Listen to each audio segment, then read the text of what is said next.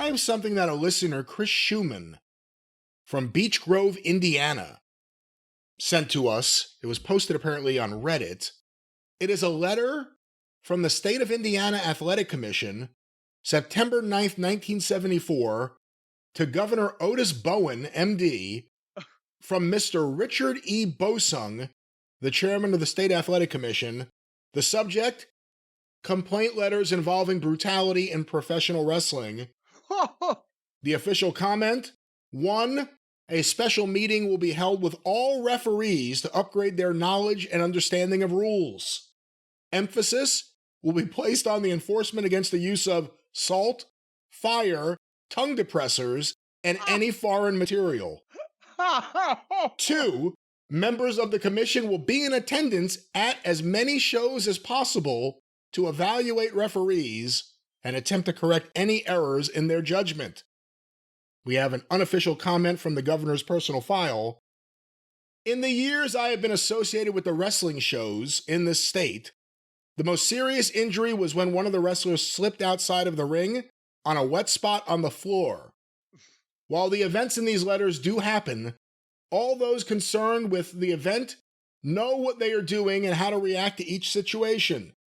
No wrestler has ever requested we stop these acts, since they are not being injured, and these acts help attract crowds to the next event.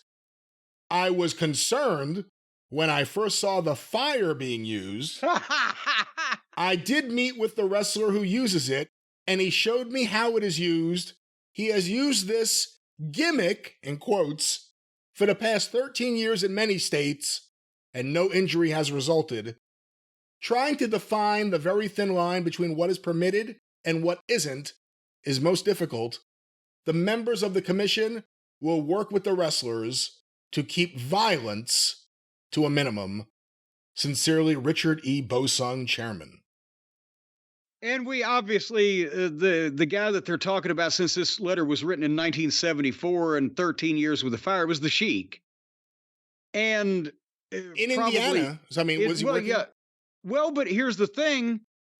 It could have been, in later years, Evansville and Lawler, or the Iron Sheik in throwing fire and down in Evansville, still in Indiana. But the point is, what you see every once in a while on Twitter, somebody will repost a letter to the editor from a newspaper.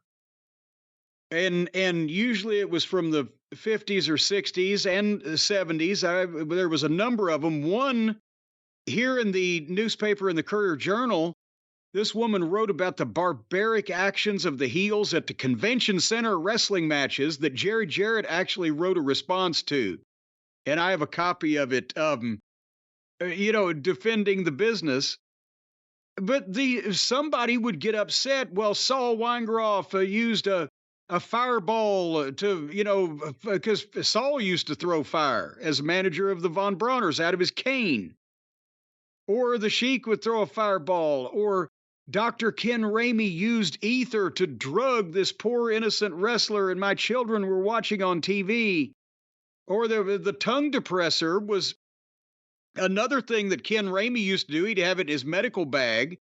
But I'm trying to think who would have used a tongue depressor in Bruiser's territory in 1974. It may just have been something that, well, as a matter of fact, handsome Jimmy Valiant, that stick that he would use to poke the fucking guys in the head and fucking get juice, it was a tongue depressor wrapped in athletic tape. Then it looked pointed. Anyway, the point is, all of these various foreign objects or acts of violence, every once in a while, somebody would write a letter to the newspaper or make a complaint to the TV station. And apparently in this case, the governor or the governor's office had been apprised of this. And what they would do is they would go to the state who's in charge of the wrestling? State Athletic Commission. Talk to the commissioner.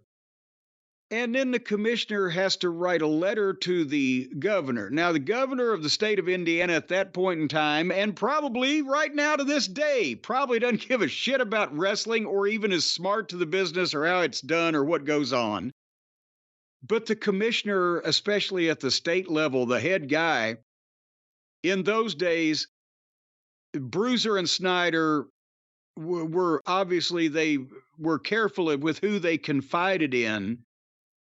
But if you're the state athletic commissioner, you're based in Indianapolis, you had to know what was going on, and you were supervising the matches. And the inspector that they had in Evansville in the 70s, he was a member of the police force or sheriff's department or some type of law enforcement, but he had an idea of what was going on, but still they weren't completely smart to the business. So they had to convey to the governor or whoever they were responsible for, look, this is part of the show kind of thing. Nobody gets hurt. I don't know how they arrange it, but they do it so that there's not a problem, Governor.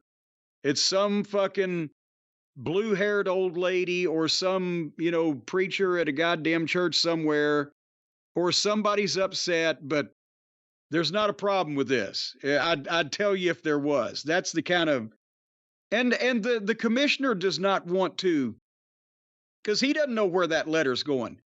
He knows it's in the best interest that wrestling not be exposed in the newspapers as phony and bullshit, because they're making money on it. The more tickets that are sold, the more money the state makes.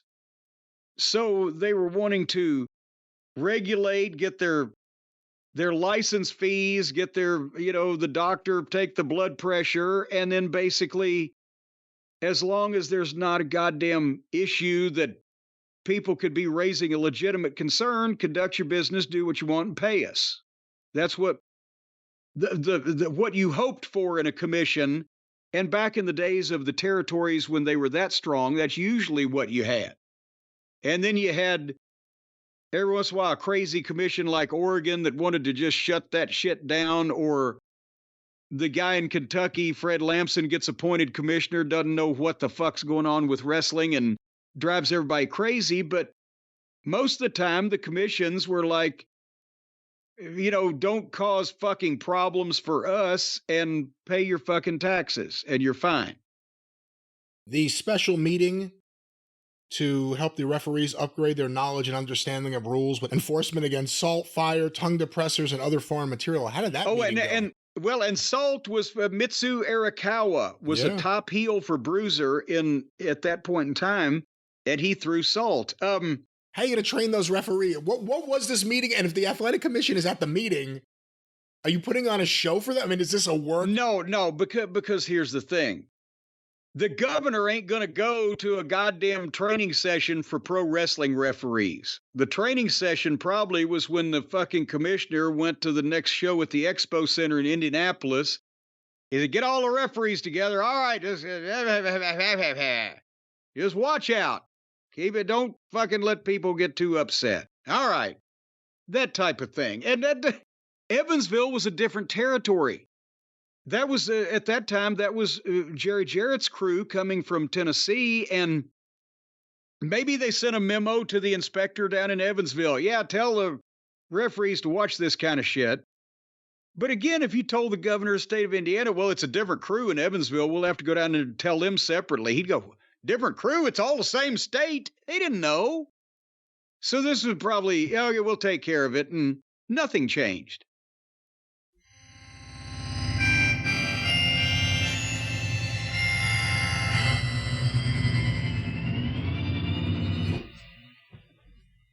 All right. Yeah. Was that loud enough?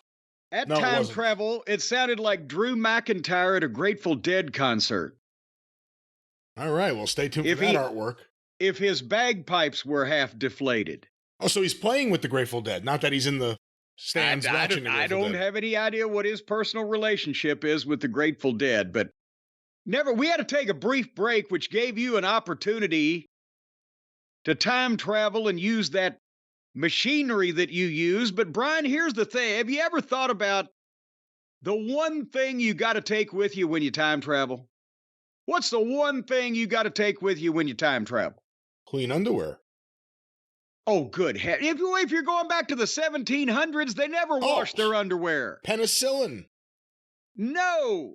Yes, I've done it. You haven't. If you're going to 2147, then they don't even have illness anymore. They've cured all that shit. No, the illnesses there are even worse, but they're used to it. We're not. It'll kill you right away. You got to be careful. Well, here's what you really need. You need your cell phone with your Mint Mobile phone plan. When you time travel, because if you go from backwards to forwards and you go into the future, then you need to call people and you need to say, listen, so-and-so needs to be taken care of right now or he'll lead to the end of the world. Or if you go backwards, you need to find out, hey, can you buy me 100 shares of AT&T here in 1897? But one way or another, you got to have the phone, right? And you got to have a phone plan. What if in the future, some catastrophic event has occurred and there are no more cell phones? Then you're going to have the only cell phone in the world and the only phone plan courtesy of our friends at Mint Mobile. Imagine how many girls you're going to get having the only cell phone in the world. Well, they would need one too. How are you going to reach out to them if they don't have a cell phone? Well, you can reach out and touch somebody in a variety of ways. But what benefit is it of having a cell phone if it's the only one and no one else has one? How are you going to communicate with all these girls? Because you can impress them when you say, hey, hold on, I got to call somebody. And reach out and touch somebody is a trademark of another company, so let's not say that.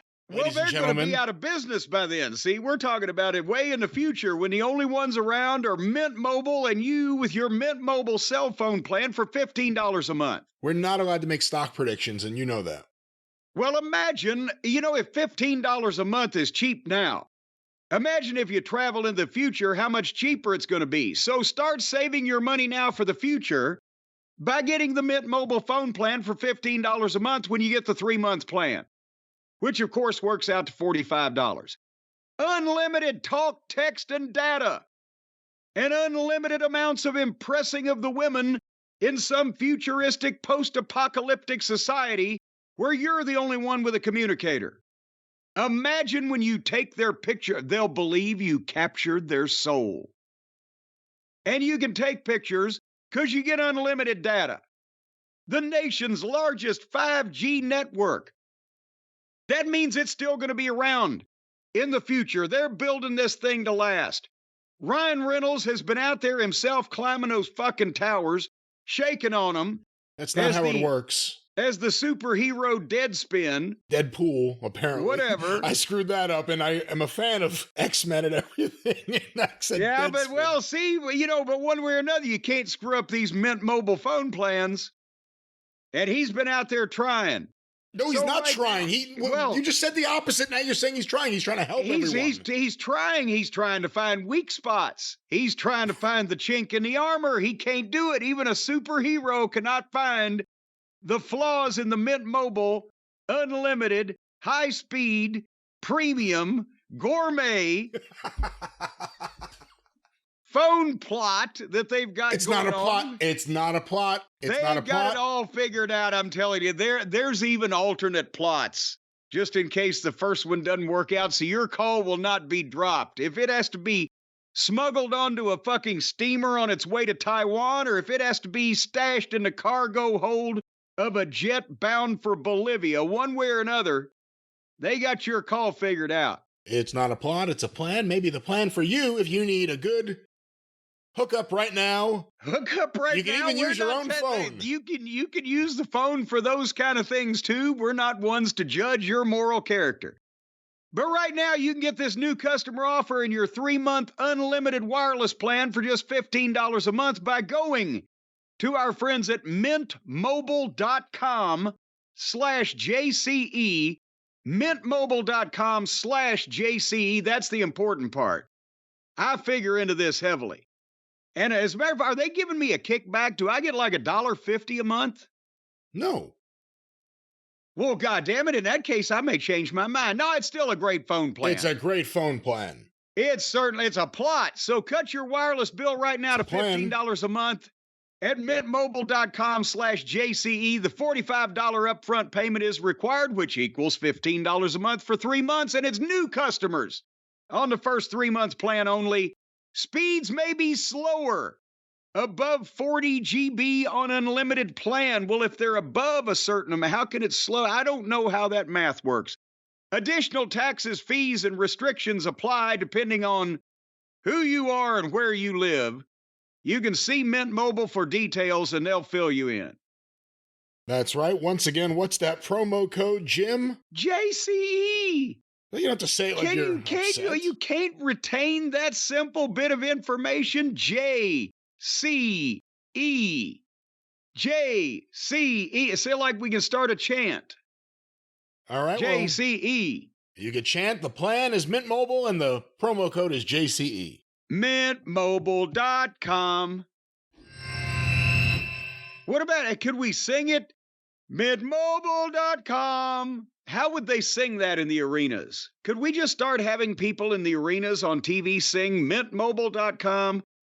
But it's oh, that kind of mintmobile.com. Is this going to be the next thing to take off? You know, fans would chant something, you know, go Ricky, go, stuff like that. But eventually it became a chanting audience. This is awesome. Is the next phase a singing audience everywhere? Well, you know, that might be more entertaining because they'd work for them in France.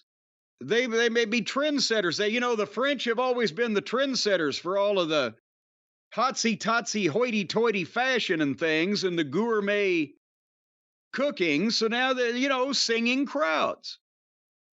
But do they then separate the crowds? Like, do they put the tenors in one side and the basses or the bassos in the other side and the sopranos in the middle? Well, I guess they'd kill everybody. Well, you can't mess with the local sound, too. It can't be a uniform sound. It has to be something unique to the area they're going to. France had their sound, their singers, and now when you go to, Tennessee, different songs, different singers, different tone. Does that mean when they go to Detroit, they have to chant Motown? Berry Gordy's notoriously litigious. He would probably sue the crowd for copyright infringement. We said sing, not chant. You see? You're forgetting the whole plan. Well, but we're singing, chanting. Can you sing on Mint Mobile's phone plan? You could do anything. You can't get out of the spot, but you could sing on the phone plan.